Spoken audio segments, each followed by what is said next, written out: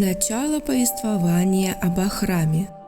Тот, кто стражем сокровенных перлов тайны был, россыпь новую сокровищ в жемчугах раскрыл. На весах небес 2 чаши есть, и на одной чаше камни равновесие, жемчуг на другой. А в двухцветный мир то жемчуг получает в дар из небесных чаш, то камня павшего удар. Таково потомство шахов. Перлом заблистать может шахский сын, и камнем тусклым может стать.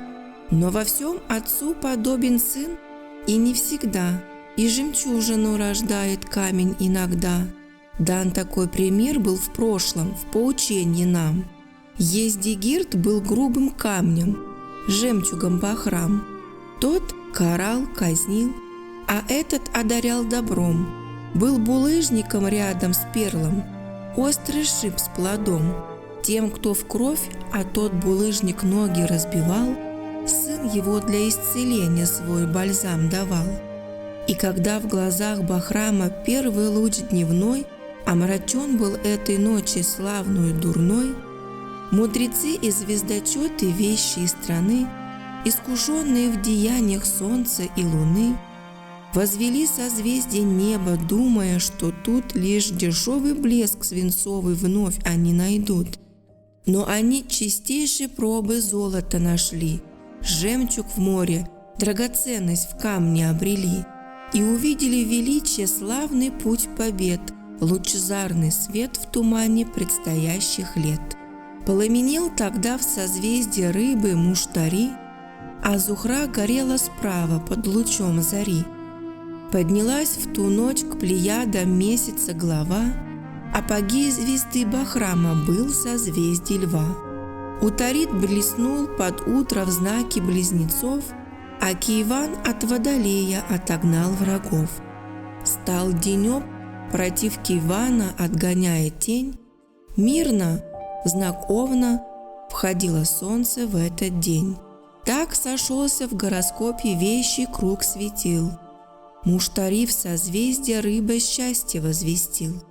Со счастливым гороскопом, что описан вам, при благоприятных звездах родился Бахрам.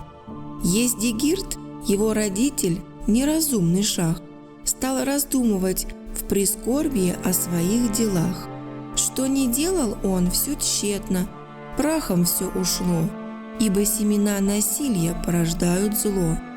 Хоть имел детей и раньше этот властелин, умирали все, остался лишь Бахрам один.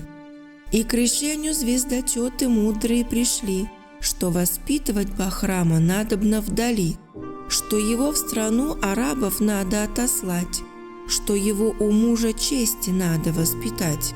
Молвили, что там, быть может, счастье он найдет, и друзей в Абаристане верных обретет. Вопреки установлениям строгой старины, перенесть Росток решили в сад иной страны. Ездигирд себелюбивый сына не любил, он спокойно на чужбину сына отпустил.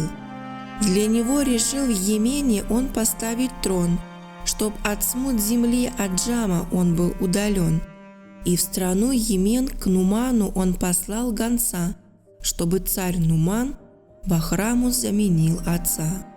Он просил, чтобы Бахрама взял к себе Нуман, чтоб в саду Нумана вырос и расцвел тюльпан, чтоб его наукам царским обучили там, чтоб страною научился управлять Бахрам. Сам Нуман за ним приехал и увез домой сына шаха, скрыл в чертоге месяц молодой. Тот родник, чей морем позже разлился поток, сохранил, и как зеницу ока он сберег. Минуло 4 года, мальчик подрастал, как степной анагр, он резвым и красивым стал. И тогда Мунзиру, сыну, молвил властелин: «Он растет, но огорчением скован я, мой сын. Климат здесь сухой, весь край наш солнцем раскален. Он же с севера, и нежен по натуре он.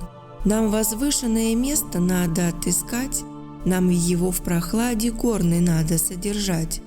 Где бы северный лелеял тело ветерок, где бы отдых был приятен, сон ночной глубок, чтобы в климате хорошем рос он, как орел, чтобы крылья он и перья крепкие обрел, чтобы запятнать природу шаха не могли этот зной и сухость праха, дым и пыль земли.